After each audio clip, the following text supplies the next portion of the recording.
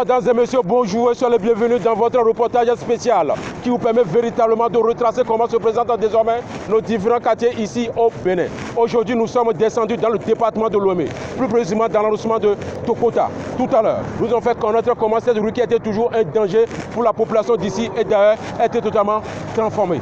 Il y a de cela quelques mois, les passants du tronçon du carrefour Onigolo vers le carrefour Wando semblent ne plus jamais vivre le calvaire qu'ils ont connu il y a de cela quelques années en arrière. Une souffrance à part dans laquelle plusieurs citoyens ont perdu la vie dû à l'état défectueux de ce tronçon. Aujourd'hui, très peiné de voir ses concitoyens emportés par la mort dans de telles situations, le gouvernement béninois a finalement agi. Aujourd'hui, on s'intéresse dans ce tout nouveau numéro de savoir concrètement à quoi ressemble désormais ce tronçon. En dehors de cela, comment est-ce qu'ils vivent sur cette voie, comme dans d'autres quartiers ici au Bénin. Vous verrez ça.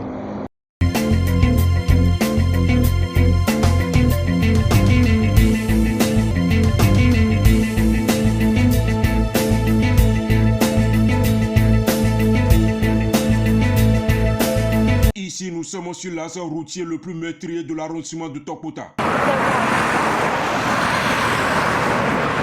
Il y a de cela quelques années en arrière, cette voie a causé assez de pertes en vies humaines, pour la seule raison que son état était moins accessible à tout passager, quelle que soit la direction empruntée. D'ailleurs, il y a le 2015-2014,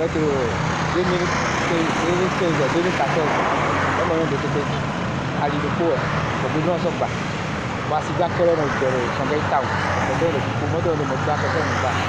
Ce tronçon qui a connu assez de problèmes dans les années antérieures, aujourd'hui rien de cela n'est plus possible. Grâce à la vision de son excellence le président Patrice Talon. Mesdames et messieurs, tout à l'heure, vous verrez comment ce tronçon a été totalement construit à ce point.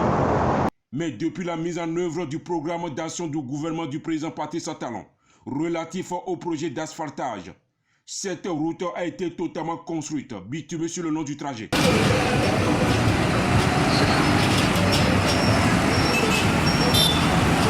Une chose étonnante pour les passagers de ce tronçon, qui n'ont jamais cru un instant que cela pourra être une réalité de nos jours. Vraiment, nos motos, les motos ne vont plus chez les mécaniciens comme avant. On se met sur la route là, on va directement là où on va. Quand je prends la voie là, avec ma moto, là, je suis à l'aise, vraiment. Même pour circuler dans la ville maintenant, là, on ne dirait pas que nous sommes encore, on dirait un petit Paris, quoi. Une fierté partagée également par l'ensemble des conducteurs de taxi-moto, interviewés lors de notre tournage.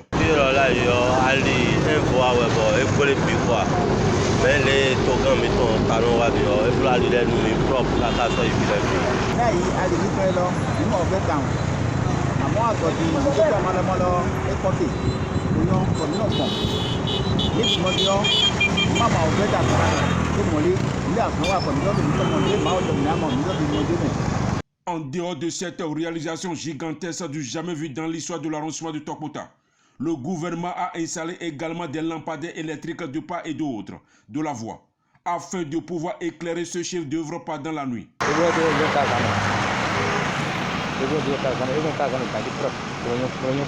L'éclairage, c'est bon, on ne dirait pas qu'il fait nuit sur le carrefour.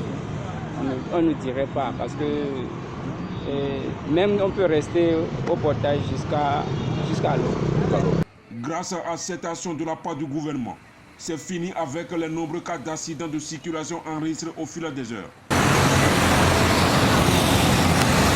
Il fait désormais bon à y circuler sur cette route, jour comme nuit sans être inquiété.